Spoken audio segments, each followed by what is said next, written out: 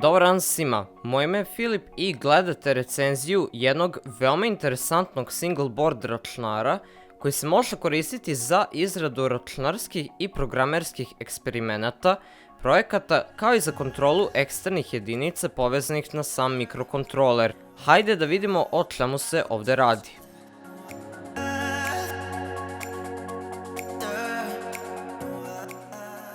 Microbit je single board računar koji je opremljen 32-bitnim ARM Cortex M0 procesorom, 256 KB interne memorije za sinhronizaciju hex fajlova i 16 KB RAM-a.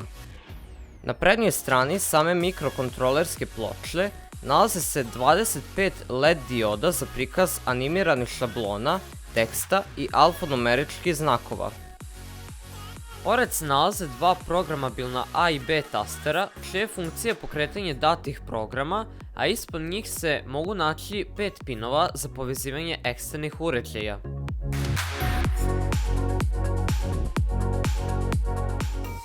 Sa zadnje strane se nalazi 5V USB konektor i dvopinski priključak za povezivanje eksternog napajanja u vidu baterija, dok su u blizini pomenuti konektora smešteni akcelerometar i žiroskop.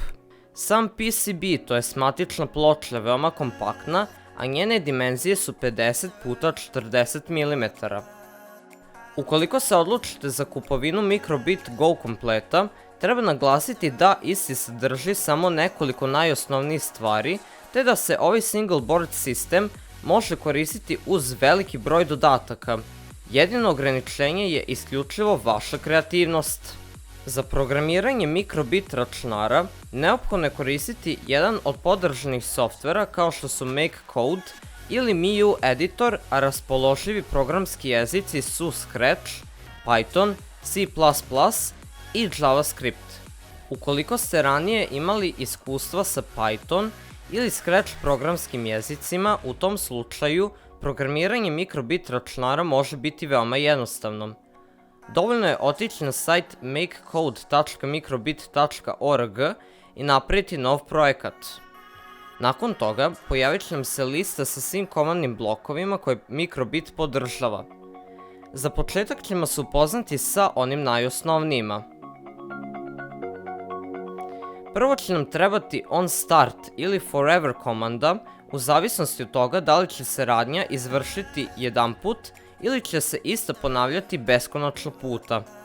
Pored pomenutih komandi, Basic sekcija nam nudi još blokova kojima možemo kontrolisati LED diode na Microbitu, kreirajući pokretne animacije teksta ili statičnih ikonica.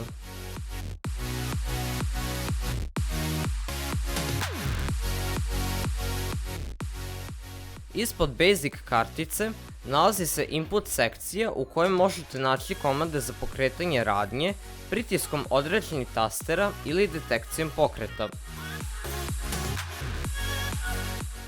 Na kartici Music moguće je kreiranje kratke melodije kao i pokretanje unapred napravljenih zvučnih efekata.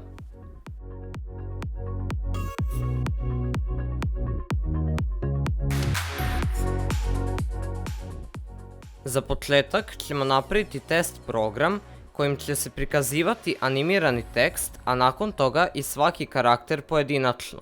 U petlju Forever ubacujemo komandni blok showString u kojem možemo napisati bilo koji tekst do 120 karaktera.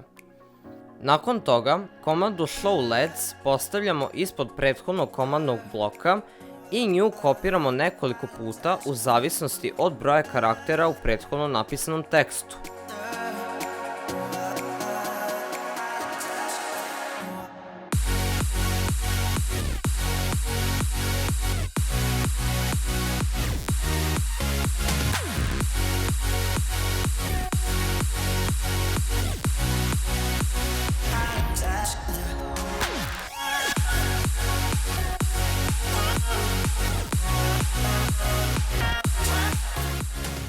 Kada je ceo kod kompletiran, pritisnite taster Download i preuzmite hex file koji je dalje neophodno prebaciti na sam Microbit uređaj.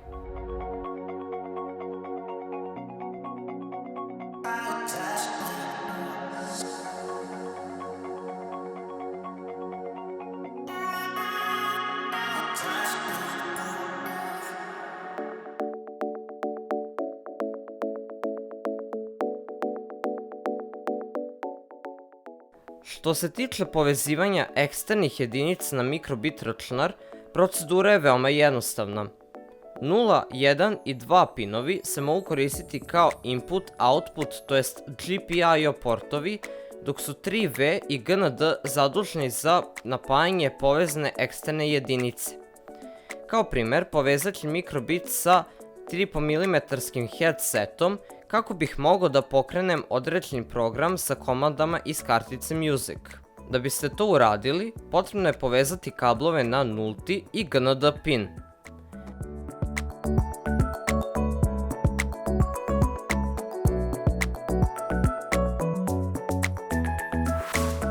Povežite zelenu žlicu koja je pričvršćena za uzemljenje sa najnižim prstenom na 3,5 mm konektoru, a zatim spojite crvenu žlicu na vrh 3,5 mm konektora, čime će zvučni signal zapravo biti poslat isključivo na levi kanal headseta ili zvučnika. Sada vam preostaje da prebacite kod koji između ostalog možete preuzeti na linku u opisu videa.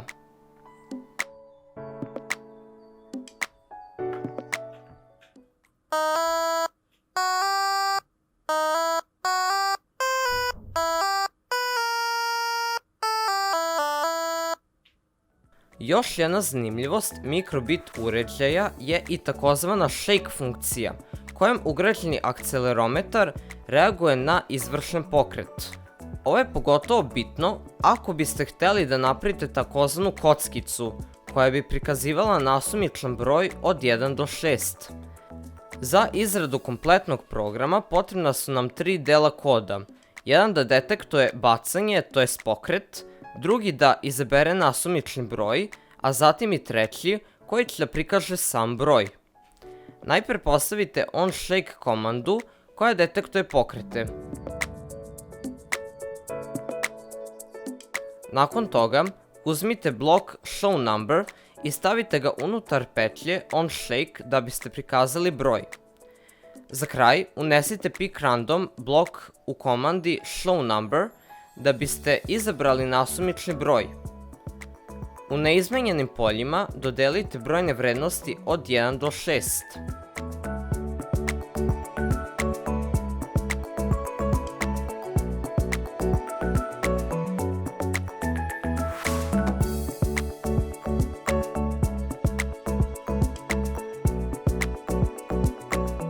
To bi bilo sve za danas. Nadam se da mi je ova recenzija bila interesantna.